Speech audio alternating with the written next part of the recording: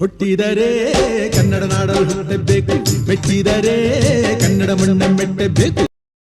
ನಮಸ್ಕಾರ, ಎಲ್ರಿಗೂ ಸ್ವಾಗತ. ಹೊಸ ದೆವ್ವದ ಕಥೆಯೊಂದಿಗೆ ಎಲ್ಲರೂ ಚೆನ್ನಾಗಿದ್ದೀರಾ ಅಂತ ಅಂದ್ಕೊಂಡಿದ್ದೀನಿ. ಈ ಒಂದು ಕತೆ ಆ್ಯಕ್ಚುಲಿ ಕರ್ನಾಟಕದ ಉತ್ತರ ಭಾಗದಲ್ಲಿ ಒಂದು ಖಾಲಿ ಬಿದ್ದಿರೋ ಹಳ್ಳಿಯಲ್ಲಿ ಆಗಿರುವಂಥದ್ದು.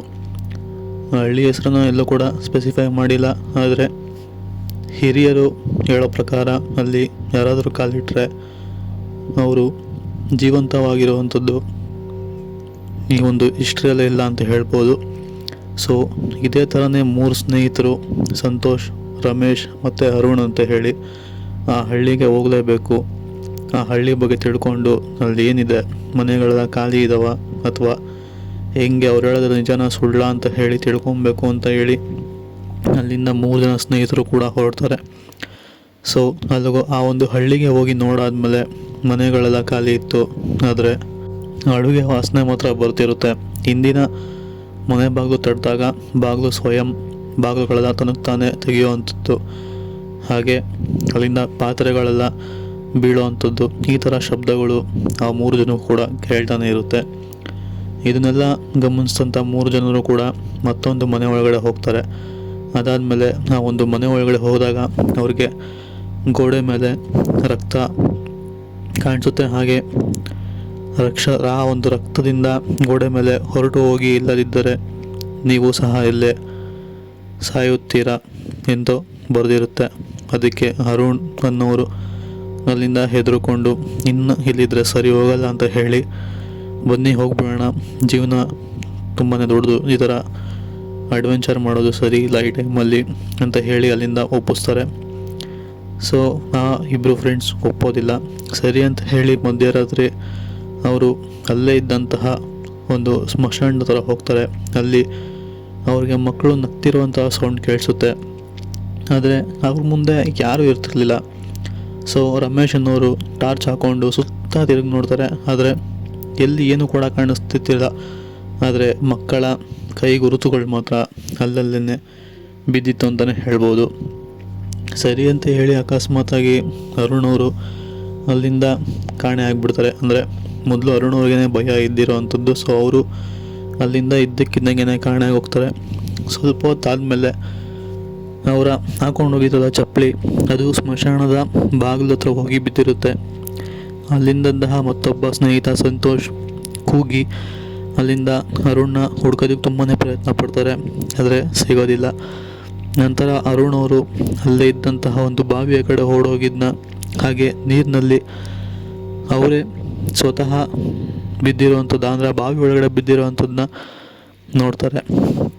ಸಂತೋಷ್ ಅವರು ಸರಿ ಅಂತ ಹೇಳಿ ಅಲ್ಲಿಂದ ಓಡ್ಬಂದು ಕೊನೆಗೆ ಆ ಒಂದು ಬಾವಿಗೆ ಹೋಗಬೇಕು ಅಂತಂದರೆ ಮನೆ ಗೇಟ್ ಅಲ್ಲಿಂದ ದಾಟ್ಕೊಂಡೇ ಹೋಗಬೇಕು. ಸರಿ ಅಂತ ಹೇಳಿ ಮನೆ ಗೇಟ್ನ ಒಡೆದು ಅಲ್ಲಿಂದ ಅರುಣ್ ಅವರು ಬಿದ್ದಿರುವಂತಹ ಸ್ಥಳ, ಅಂದರೆ ಆ ಬಾವಿ, ಅಲ್ಲಿಗೆ ಸಂತೋಷ್ ಅವರು ಹುಡ್ಕೊಂಡು ಹೋಗ್ತಾರೆ. ಅಲ್ಲಿ ನೋಡಿದ್ರೆ ಸಂತೋಷ್ ಅವ್ರಿಗೆ ಒಂದು ಅಚ್ಚರಿನೇ ಕಾದಿತ್ತು. ಯಾಕೆ ಅಂತಂದರೆ ಅಲ್ಲಿ ಅರುಣ್ ಥರನೇ ಇರುವಂತಹ ಬೇರೊಬ್ಬರು ಕಾಣಿಸ್ತಾರೆ. ಅಲ್ಲಿಂದ ಜೋರಾಗಿ ನಗಾಡ್ತಾ, ಅಂದರೆ ಅರುಣ್ ಥರ ಕಾಣಿಸ್ಕೊಳ್ಳುವಂತಹ ವ್ಯಕ್ತಿನೇ ವಿಚಿತ್ರವಾಗಿ ನಗಾಡ್ತಾ ಅಲ್ಲಿಂದ, ನೀನು ಇಲ್ಲಿಂದ ಶಾಶ್ವತ ಅತಿಥಿ, ನೀನು ಇಲ್ಲೇ ಇರಬೇಕು, ಎಲ್ಲೂ ಕೂಡ ಹೋಗಾಗಿಲ್ಲ ಅಂತ ಹೇಳಿ ಆ ವಿಚಿತ್ರ ವ್ಯಕ್ತಿ ಸಂತೋಷ್ ಅವ್ರ ಹತ್ರ ಮಾತಾಡ್ತಾರೆ. ಇದನ್ನೆಲ್ಲ ಕೇಳಿಸ್ಕೊಂಡಂತಹ ಸಂತೋಷ್ ಅವರು ತುಂಬಾ ಗಾಬರಿ ಬೀಳ್ತಾರೆ. ಇದೆಂಥ ಕೆಲಸ ಆಯಿತು, ಇಲ್ಲಿ ನೋಡಿದ್ರೆ ಅರುಣ್ ಕಾಣಿಸ್ತಿಲ್ಲ, ಆದರೆ ಅರುಣ್ ಥರನೇ ಇರುವಂತಹ ವ್ಯಕ್ತಿ ಈ ಥರ ಎಲ್ಲ ಹೇಳ್ತಿದ್ದಾನಲ್ಲ ಅಂತ ಹೇಳಿ, ಸರಿ ಅಂತ ಹೇಳಿ ಅಲ್ಲಿಂದ ಮತ್ತೊಬ್ಬ ಸ್ನೇಹಿತನ ಕರ್ಕೊಂಬರೋಣ ಅಂತ ಹೇಳಿ ತುಂಬ ಮನೆಯಿಂದ ಆಚೆ ಕಡೆ ಹೋಗೋದಕ್ಕೆ ಪ್ರಯತ್ನ ಪಡ್ತಾರೆ. ಆದರೆ ಮನೆ ಬಾಗಿಲು ಹತ್ರ ಹೋಗ್ತಿದ್ದಂಗೆ ಅವ್ರಿಗೆ ಯಾರೋ ತಡೆದಿರೋ ಥರ, ಹಾಗೆ ಹಿಂದಕ್ಕೆ ನೂಗ್ತಿರೋ ಥರ ಎಲ್ಲ ಅವ್ರಿಗೆ ಅನ್ನಿಸ್ತಿರುತ್ತೆ. ಇದ್ದಕ್ಕಿದ್ದಂಗೆ ಅಲ್ಲಿಂದ ಮೂರ್ಛೆ ಬೀಳ್ತಾರೆ ಸಂತೋಷ್ ಅವರು. ಇದಾದಮೇಲೆ ಅಲ್ಲಿ ಅರುಣು ಕೂಡ ಮಿಸ್ಸಿಂಗು, ಹಾಗೆ ಮತ್ತೊಬ್ಬ ಸ್ನೇಹಿತರಾದಂತಹ ಸಂತೋಷ್, ಇಬ್ಬರು ಕೂಡ, ಅಂದರೆ ಅರುಣ್ ಮತ್ತು ಸಂತೋಷ್ ಇಬ್ಬರು ಕೂಡ ಮಿಸ್ ಆಗಿರ್ತಾರೆ ಅಂತಲೇ ಹೇಳ್ಬೋದು. ಈಗ ಉಳಿದಿರೋದು ಬರೀ ರಮೇಶ್ ಅವ್ರು ಮಾತ್ರ. ಸೊ ರಮೇಶ್ ಅವ್ರಿಗೆ ಏನೂ ಕೂಡ ಗೊತ್ತಾಗೋದಿಲ್ಲ, ಇವರೆಲ್ಲ ಎಲ್ಲೋದ್ರು, ಏನಾಯಿತು, ಉಳಿದಂತಹ ಇಬ್ಬರು ಇಲ್ಲಿ ನೋಡಿದ್ರೆ ಒಬ್ಬನೇ ಆಗಿದ್ದೀನಿ ಅಂತ ಹೇಳಿ ಅವರು ಅದೇ ಒಂದು ಸ್ಮಶಾನ ಹತ್ರನೇ ಇರ್ತಾರೆ. ಸರಿ ಅಂತ ಹೇಳಿ ಆ ಸ್ಮಶಾನದ ಥರ ಇದ್ದಂತಹ ರಮೇಶ್ಗೆ ಇದ್ದಕ್ಕಿದ್ದಂಗಿನ ಹಿಂದೆಯಿಂದ ಬರೊಂದು ಯಾರೋ ಜೋರಾಗಿ ತಲೆ ಮೇಲೆ ಹೊಡೆದಂಗೆ ಆಗುತ್ತೆ. ಅಲ್ಲಿಂದ ಅವರು ಕೂಡ ಮೂರ್ಛೆ ಬೀಳ್ತಾರೆ. ಇದಾದಮೇಲೆ ಅವ್ರು 3 ಜನರು ಕೂಡ ಅಲ್ಲಿಂದ ಕಾಣೆ ಆಗಿರುವಂಥದ್ದು. ಅದೇ ಬೆಳಗ್ಗೆ ಬೇರೆ ಊರಿನವ್ರು ಹೋಗಿ ನೋಡಿದಾಗ ಆ ಊರಿನ ಸ್ಮಶಾನದ ಹತ್ರ ಇವ್ರು 3 ಜನದ್ದು ಚಪ್ಪಲಿ ಸಿಗುತ್ತೆ. ಆದರೆ 3 ಜನದ್ದು ದೇಹ ನಾಪತ್ತೆ ಆಗಿರುತ್ತೆ. ಎಲ್ಲೋದ್ರೂ ಏನಾದರೂ ಏನೂ ಕೂಡ ತಿಳಿಯೋದಿಲ್ಲ. ಸೊ ಇದು ಆಗಿರುವಂಥದ್ದು ಆ ಒಂದು ಉತ್ತರ ಕರ್ನಾಟಕದಲ್ಲಿರುವಂತಹ ಹಳ್ಳಿಗೆ ಯಾರೇ ಹೋದರೂ ಕೂಡ ಮತ್ತೆ ಹಿಂತಿರುಗೋದಿಲ್ಲ ಅಂತ ಹಿರಿಯರು ಹೇಳಿರೋ ಮಾತು ಸತ್ಯನೇ.